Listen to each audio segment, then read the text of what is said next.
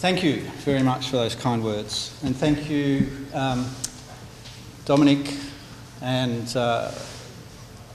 Luca. Sorry. It's been a long few weeks actually, and so I haven't had time to create a presentation. So what I'm going to do is I'm going to ring home and I'm going to tell them to turn on the website, because that's what I'm going to present. Here we go. Turn up the volume.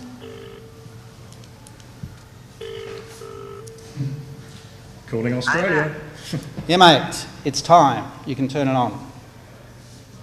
Roger that. Flick the switch. Cool, thanks.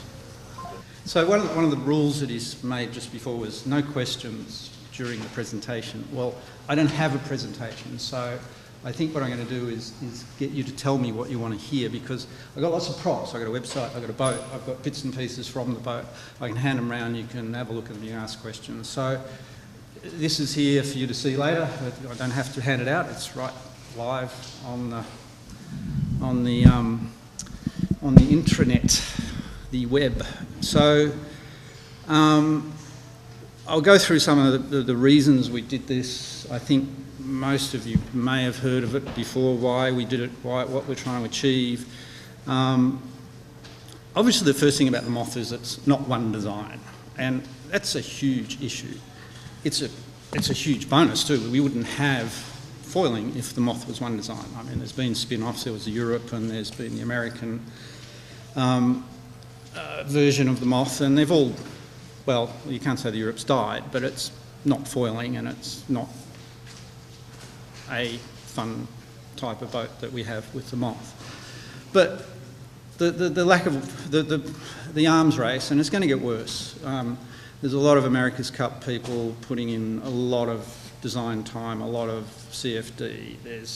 Everybody's trying to just get that last little bit. I believe there's a Moth around that cost 100 grand. I mean,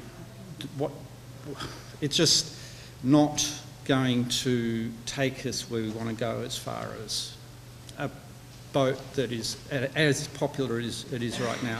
I'm not saying it's going to die, I'm not saying it's wrong, I'm not saying we shouldn't have it. I'll be sailing a Moth for a long time yet. I love it. I love that feeling of the efficiency, just getting that last little bit out of it.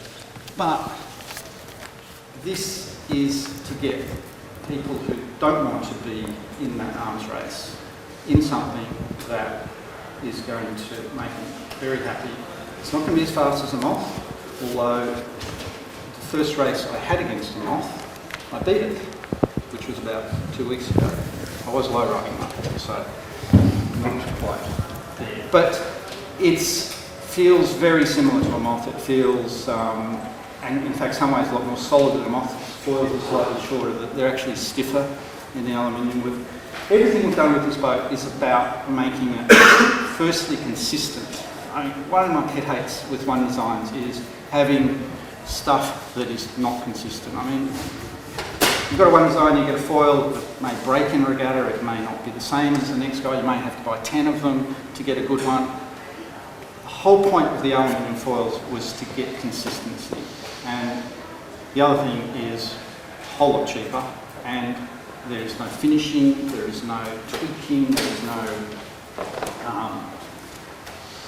you can run it aground and you can place a bit, it's not that expensive. But they're actually very strong. We went way overboard, the section, the vertical, and around, it's here, it's there. It's pretty heavy. The vertical foil weighs about 2.2 kilograms, whereas the Mac 2 one weighs about 1.8. I actually think it's almost stiffer than the Mac 2. The biggest problem is, obviously you can't taper it like you can with carbon, but it's a small price to pay.